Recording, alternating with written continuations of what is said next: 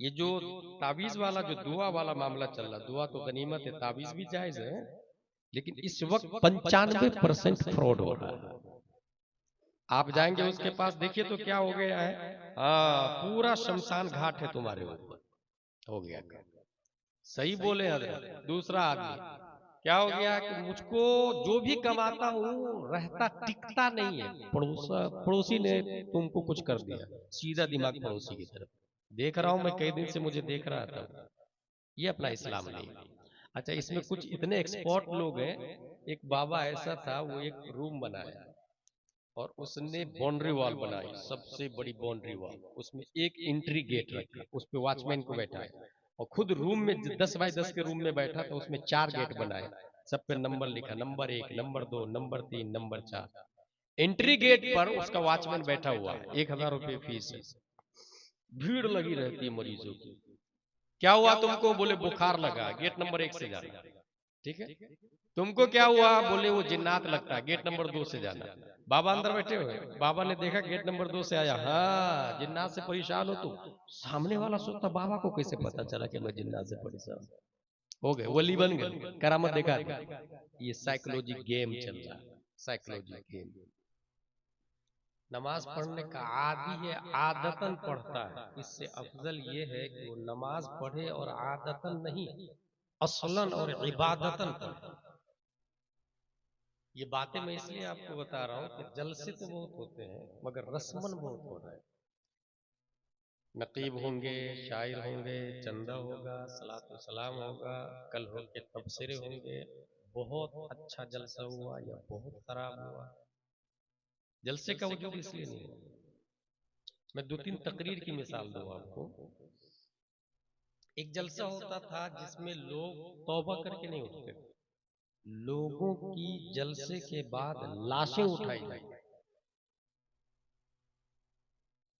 वो तकरीर तकरीर गौसी थी, जलसा गौसिया था, मुकर्रिर खुसूसी शेख अब्दुल कादिर जीलानी हुआ करता। उसमें लोगों लोगों की लाशें उठाई जाती थी जलसे के बाद। एक और तकरीर हुई थी 711 ईस्वी में, वो सिर्फ 3 लाइन की तकरीर थी। अय्युहन्नास ऐनल मफर अल बहरु मिन वराइकुम वल अदु अमामकुम वलैसा लकुम वल्लाहि इल्ला सिद्क़ वस्सब्र। क्योंकि ऑडियंस अरबी थी, इसलिए तकरीर अरबी में। ए लोगो, कहां भागोगे?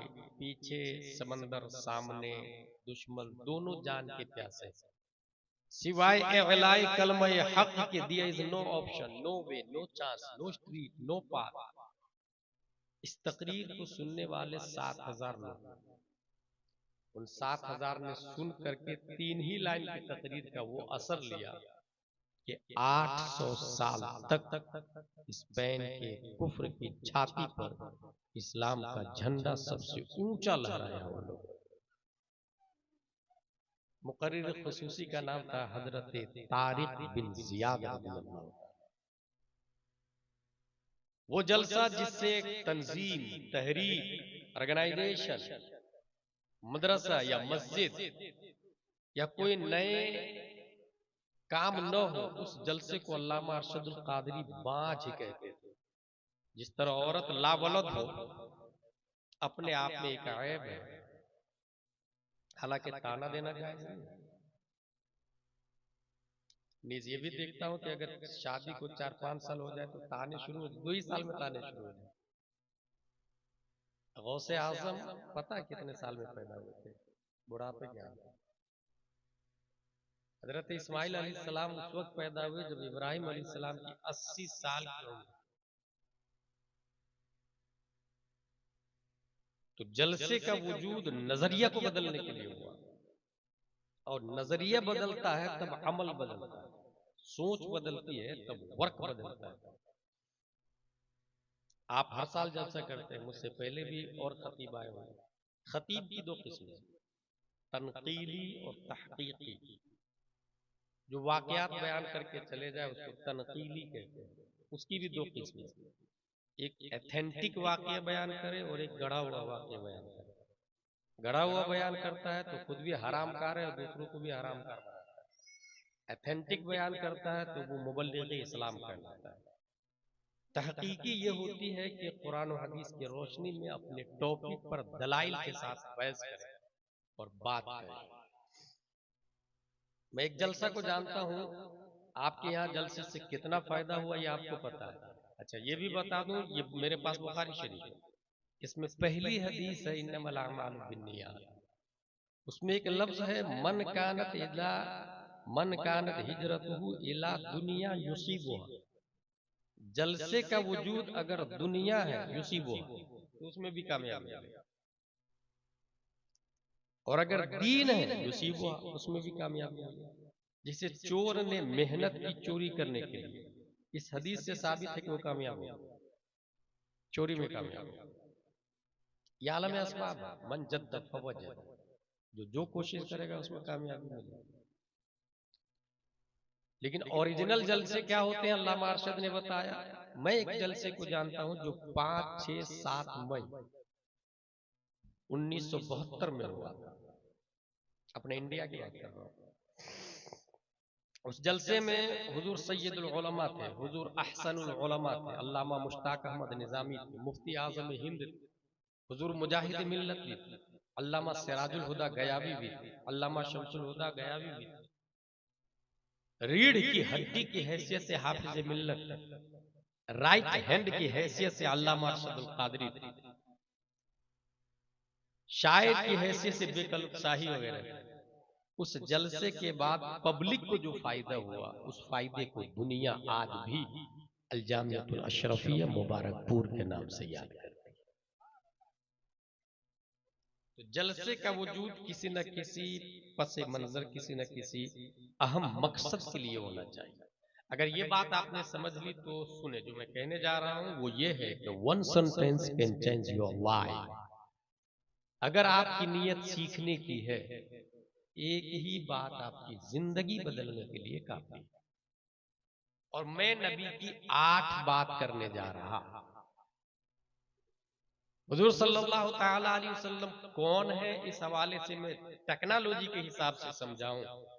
अच्छा ये जो भाई साहब इधर बैठे ना, मुझे नहीं समझ में आ रहा, आपके सामने लेडीज बैठी, आप पीछे क्यों बैठे हैं? उठे वहां से इधर तशरीफ लाए, ये मुनासिब तरीका तो नहीं दिख रहा भाई। एक भी जेंट्स की एंट्री उधर नहीं होनी चाहिए।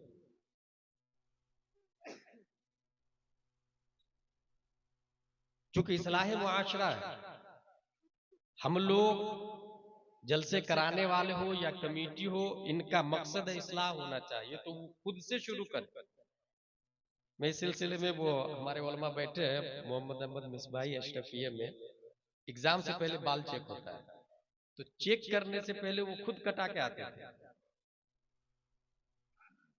पोरबंदर में हमारे एक बहुत अच्छे उस्ताद थे, मुफ्ती आले मुस्तफा अलैहि रहमत व रिदवान, तो वो कहते थे मैं तुम लोगों की वजह से पान नहीं खाता हूं, क्योंकि मैं खाऊंगा तो मैं उस्ताद हूं, तुम कहोगे हमारे उस्ताद खाते तो मैं भी खाऊंगा।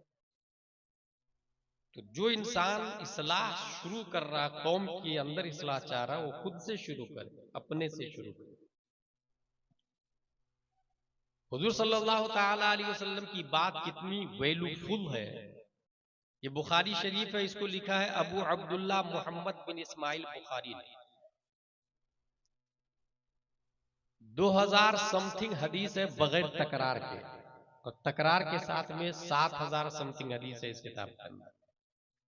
15 साल में ये किताब लिखी है Abu Abdullah Muhammad bin Ismail Bukhari, और आज ये किताब हमारी नजरों के सामने में। वो तो इंतकाल कर गए, मगर बुखारी शरीफ की शक्ल में इमाम बुखारी जिंदा है, और आज भी हम सुनते हैं तो सवाब उनको मिलता है, कोई पढ़ता है तो सवाब उनको मिलता है। किसने लिखी? Abu Abdullah Muhammad bin Ismail Bukhari. इनके बारे में ये भी सुन ले आप कि बचपन में आंखों की रोशनी चली गई तो इनकी माँ बहुत नेक थी, बहुत दुआ की, अल्लाह मेरे बेटे की बिनाई लौटा दे, मेरे बेटे की आंख दे दे, मेरे बेटे की आंखों में रोशनी दे दे, बहुत दुआ की। एक दिन इब्राहिम अलैहिस्सलाम का नाम क्या है इनका? Abu Abdullah Muhammad bin Ismail बिन इब्राहिम। गौर कीजिए, इब्राहिम अलैहिस्सलाम ख्वाब में आए और उनकी माँ को बोले जा अल्लाह ने तेरे बेटे की रोशनी लौटा दी। सुबह उठ के देखे तो मेरा बेटा देख रहा, बहुत खुश हो गई। A question arises in our mind. Ibrahim अलैहिस्सलाम क्यों आए? क्योंकि उनका नाम था, बाप का इस्माइल और दादा का इब्राहिम, और ये दोनों नबी के नाम। इब्राहिम अलैहिस्सलाम भी नबी, इस्माइल अलैहिस्सलाम भी नबी।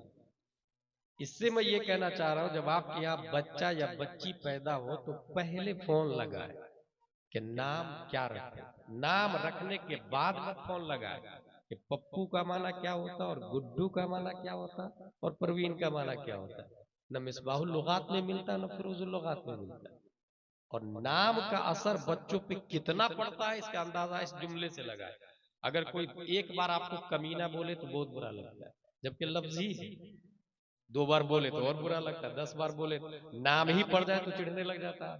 इसका मतलब लफ्ज अपने मलफूज और मुसम्मा पे असरअंदाज होता है। इसको अच्छे लफ्जों में बताऊं तो आप रहमान बोले, 1 बार बोले, 2 बार बोले, 3 बार बोले, अल्लाह ताला की रहमत आपकी तरफ मुतवज्जे हो जाए। तो जो नाम होता है उसका असर होता है, इस वजह से नाम अच्छे रखना चाहिए। Abu Abdullah Muhammad bin Ismail Bukhari, ये इनका नाम है जिन्होंने बुखारी शरीफ लिखी है। ये जो मोबाइल चला रहे हैं आप ना, इसमें जो ऑडियो वीडियो और फाइल रहती है, तो जितनी जगह रोकती है उस जगह की पैमाइश को बाइट्स कहा जाता है। जिस तरह जमीन की पैमाइश होती है 1 स्क्वायर फीट, 2 स्क्वायर फीट, हर चीज के तौलने का तराजू अलग अलग होता है। जहां सोना तौला जाता है वहां ट्रक नहीं तौला जाता। दोनों के कांटे अलग अलग होते हैं, दोनों के तराजू अलग अलग होते हैं। ऐसी जो स्टोरेज है उसका नाम है बाइट्स। 1024 बाइट्स का 1 केबी बनता है, जिसको किलो बाइट कहते हैं। 1000 केबी का 1 एमबी बनता है, 1024 केबी का। एमबी का मतलब होता है मेगाबाइट। 1024 मेगाबाइट का 1 जीबी बनता है, टेराबाइट। 1024 टेराबाइट का एक पीटी बनता है, पीबी बनता है, पेटाबाइट। 1024 टेराबाइट पीबी बना, और 1000 पीबी जब एक जगह जमा हो, 1000 पीबी, उतना ज्यादा स्टोरेज करने की क्षमता अल्लाह ने इंसान की बॉडी में अता फरमाई है। उसी में से Abu Abdullah Muhammad bin Ismail Bukhari 1 million billion data store करने की क्षमता अल्लाह ने इनको अता फरमाई। 1 मिलियन बिलियन डाटा। ये तो इब्राहिम अबू अब्दुल्ला की बात हो गई। यहीं से ये भी ज़हन में रखे कि बुखारी शरीफ से अच्छी कोई किताब आ सकती कि नहीं आ सकती। अगर आपसे कोई कहे कि ये भी तो एक इंसान ने लिखी है, तो इससे अच्छी कोई किताब आ सकती, उसका जवाब होगा नहीं, इससे अच्छी कोई किताब नहीं आ सकती। कुरान शरीफ के बाद दुनिया में यही अच्छी किताब है। उसकी वजह यह है कि अच्छी किताब आने के लिए बात भी अच्छी होनी चाहिए और मुसन्निफ भी अच्छा होना चाहिए, ठीक है। और बात अच्छी होने के लिए अक्ल अच्छी होनी चाहिए। और अल्लामा दहलान ज़ैनी सीरतुन नबविय्या में लिखते हैं, इन्नल्लाह तआला लम युअति जमीअन नास मिन बदाई दुनिया इला इंक़िज़ाइहा मिनल अक़्ल फी जंब अक़्लिही सल्लल्लाहु अलैहि वसल्लम इल्ला कहब्बत रमलिन मिन बैनि रिमालि दुनिया। समंदर में उंगली डुबोए, बाहर निकाले, 1-2 कतरा पानी निकलेगा आपके हाथ से, उंगली से, ये एक कतरा की कोई हैसियत नहीं है पूरे समंदर के सामने। ऐसे ही रेगिस्तान में आप उंगली डालें, नाखून में रेत के 10 जर्रे आ जाए, 1 जर्रे रेत की कोई हैसियत नहीं है सरापा रेगिस्तान के सामने।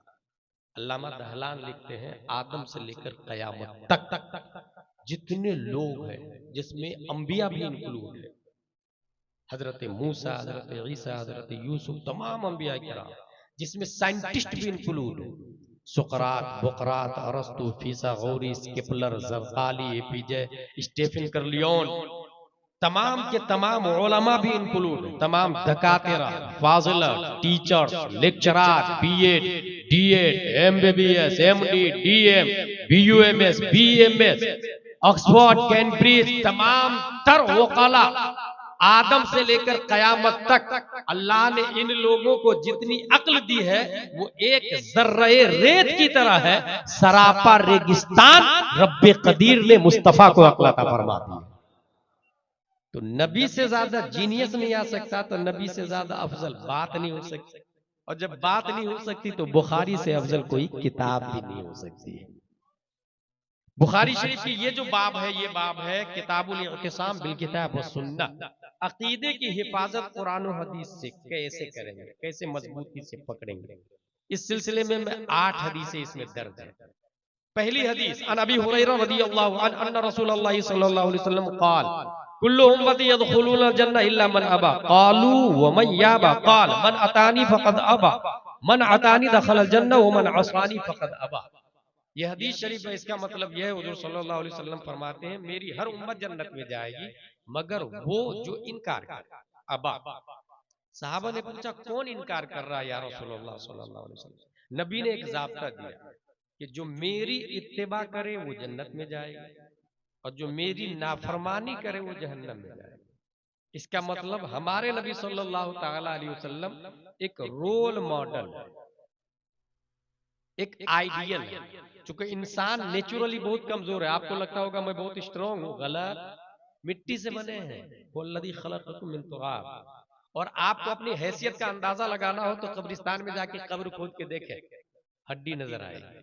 किसकी? बराक ओबामा के बाप दादा की नहीं होती, डोनाल्ड ट्रंप के रिश्तेदार की नहीं होती, हमारे बाप दादा की हड्डी जो यहीं पर कल एंजॉय कर रहे थे, मार्केटिंग कर रहे थे, बिजनेस कर रहे थे। जमीन गोश्त खा गई, हड्डियां भी खा जाएगी चंद सालों के बाद, नामो निशानी खत्म हो जाएगा। कल तक जो यहाँ बाइकिंग कर रहे थे, बिजनेसमैन थे, जमीन खा गई। इसका मतलब इंसान की वैल्यू नहीं है, जमीन खा गई।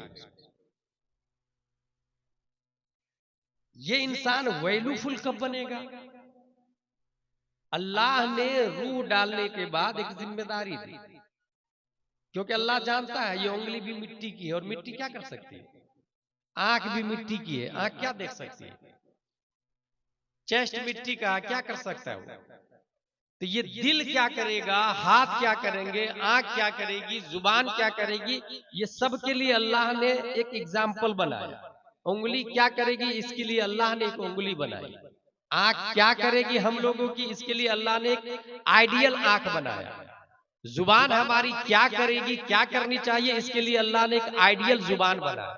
हमारे दिल में किसकी मोहब्बत होनी चाहिए, अल्लाह ने इसके लिए एक आइडियल दिल बनाया। और इन तमाम तर पार्ट्स के मुजस्समा का नाम पैकरे नूर प्यारे मुस्तफा सल्लल्लाहु अलैहि वसल्लम। अल्लाह ने उनको उंगली दी ताकि हमारी उंगली उनकी उंगलियों की इत्तिबा कर सके। आंख दी ताकि नबी जो कहे देखने के लिए वो देखेंगे, नबी ने जिससे मना कर दिया वो नहीं देखेंगे। इस सिलसिले में एक वाज़े फर्क हो गया कि जहन्नम और जन्नत में यहां पर बैठे बैठे जो लोग हैं आपके पास में, आप अपने घर से शुरू करें। आपके घर में कौन जन्नत में जाएगा, कौन जहन्नम में, ये अंदाजा करना हो तो कैसे अंदाजा करेंगे?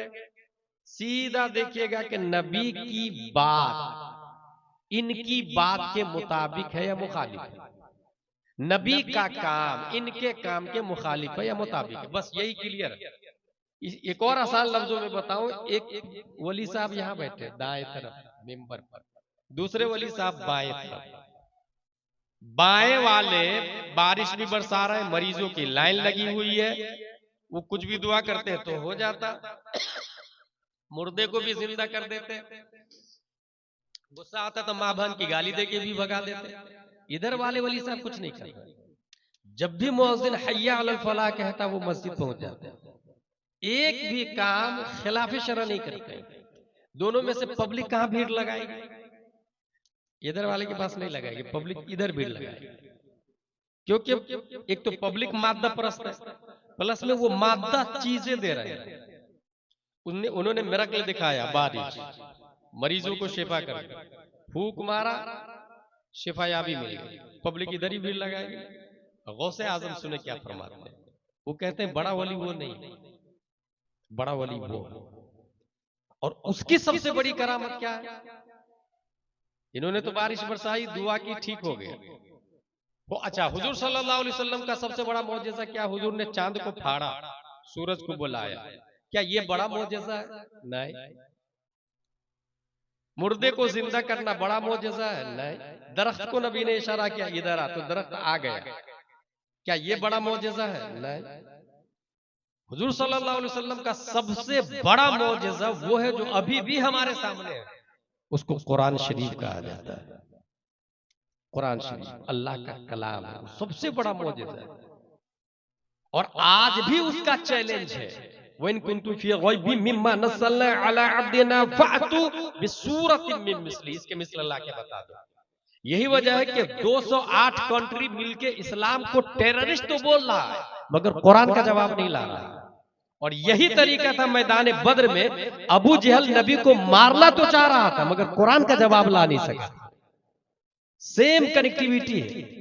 उस वक्त सुपर पावर नबी को खत्म करना चाह रहे हैं, अभी ये लोग इस्लाम को खत्म करना चाह रहे हैं। बाप दादा भी कुरान का जवाब नहीं ला पाए थे, ये पोते लोग भी कुरान का जवाब नहीं ला रहे। तो कुरान सबसे बड़ा मोजज़ा है। पब्लिक इधर भीड़ लगाएगा, सबसे बड़े वली वो है। गौसे आज़म फरमाते हैं करामतुल वली अन यकून क़ौलुहु व फ़िअलुहु मुताबिक़न लिक़ौलिहि व फ़िअलिहि सल्लल्लाहु अलैहि वसल्लम। वली की सबसे बड़ी करामत यह है कि उनकी बात नबी की बात के मुताबिक हो और उनका काम नबी के काम के मुताबिक। इन्होंने बैठे बैठे कभी भी खिलाफे शरा काम नहीं किया, और शरा नाम है मुस्तफा का, दीन नाम है मुस्तफा का, सुन्नत नाम है मुस्तफा का, इस्लाम नाम है मुस्तफा का। इस्लाम के खिलाफ काम ना करना ये एक वली की सबसे बड़ी करामत मानी जाती है। लेकिन हम लोग उधर भीड़ नहीं लगा, हम लोग उधर भीड़ लगा। अच्छा लगे हाथ, एक और बात बता दूं, ये जो तावीज वाला जो दुआ वाला मामला चल रहा, दुआ तो गनीमत है, तावीज भी जायज है, लेकिन इस वक्त 95% फ्रॉड हो रहा है। आप जाएंगे उसके पास, देखिए तो क्या हो गया है। हाँ, पूरा शमशान घाट है तुम्हारे ऊपर, हो गया। सही बोले हजरत। दूसरा आदमी क्या हो गया कि मुझको जो भी कमाता हूँ रहता टिकता नहीं है, पड़ोसी ने तुमको कुछ कर दिया, सीधा दिमाग पड़ोसी की तरफ। देख रहा हूं मैं, कई दिन से मुझे देख रहा था, ये अपना इस्लाम नहीं। अच्छा, इसमें कुछ इतने एक्सपर्ट लोग हैं। एक बाबा ऐसा था, वो एक रूम बनाया और उसने बाउंड्री वॉल बनाई, सबसे बड़ी बाउंड्री वॉल, उसमें एक एंट्री गेट रखा, उस पे वॉचमैन को बैठाया और खुद रूम में 10 बाय 10 के रूम में बैठा, तो उसमें 4 गेट बनाए, सब पे नंबर लिखा, number 1, number 2, number 3, number 4। Entry gate पर उसका वॉचमैन बैठा हुआ है, 1000 रुपये फीस है। भीड़ लगी रहती है मरीजों की। क्या हुआ तुमको? बोले बुखार लगा, गेट नंबर 1 से जाना। ठीक है, तुमको क्या हुआ? बोले वो जिन्नात लगता है, गेट नंबर 2 से जाना। बाबा अंदर बैठे हुए, बाबा ने देखा गेट नंबर 2 से आया, हाँ जिन्नात से परेशान हो तुम। सामने वाला सोचता बाबा को कैसे पता चला कि मैं जिन्नात से परेशान? हो गए, वली बन गए, करामत देखा। ये साइकोलॉजी गेम चल रहा है, साइकोलॉजी गेम। एक नहीं, दो नहीं, 3 बेटा किसी का कंटिन्यू मर जाए और कोई कह दे कि फला डाइन है तुम्हारे पड़ोस में, उसी ने कर दिया, उससे तो लड़ने के लिए जिंदगी भर तैयार। लेकिन अगर एक आलिम दीन के पास आप आएंगे तो वो ये कहेंगे कि बेटा मरना नबी की सुन्नत है। यके बाद दिगरे नबी के भी 3 साहबजादे इंतकाल कर गए। सब्र तहम्मुल से काम ले ताकि मुस्तफा की मुर्दा सुन्नत जिंदा हो जाए। इन्ना लिल्लाहि व इन्ना इलैहि राजिऊन का क्या मतलब? उसका बेटा था, उसने दिया था, उसने ले लिया। अल्लाह ने दिया, वो तो अल्लाह का शुक्र है कि हम जिंदा है, वो हमको भी ले सकता है। इसलिए हजरत अली फरमाते हैं रदीना किस्मतल जब्बार फीना, अल्लाह के फैसले से हम राजी, वो जो हमें देता है हम उसे कबूल करते हैं। तो सही जन्नती और जहन्नम का फर्क कैसे करेंगे? वो नबी के इत्तिबा कर रहा है कि नहीं कर रहा है।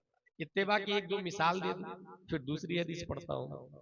एक साहब खाने में लौकी शरीफ पकवाए, बेटा को बुलाया, बेटा चल बैठ दस्तरखान पे, लौकी शरीफ नबी की सुन्नत है। बेटा ने कहा मुझे पसंद नहीं। बाप ने कहा तू अभी के अभी मेरे घर से निकल जा, क्योंकि लौकी मेरे नबी की सुन्नत है और मेरे नबी की पसंद तुझे पसंद नहीं तो तू मुझे पसंद नहीं। निकाल दिया घर से भाई, घर से निकाल दिया। इसको कहते इत्तिबा, इसको कहते पैरवी करना। आपके बच्चे आपकी पसंद के मुताबिक बाल नहीं कटा रहे हैं तो फ्यूचर में वो गर्दन उतारने में थोड़ी आपकी पैरवी करेंगे, घर से रखने और न रखने में थोड़ी आपकी इत्तिबा करेंगे। बाल अपनी मर्जी से जानवरों की तरह कट करते हैं, तो दूसरी बातों को तो छोड़ दे, वो भी बचपने में ये हाल है, शादी के बाद क्या होगा?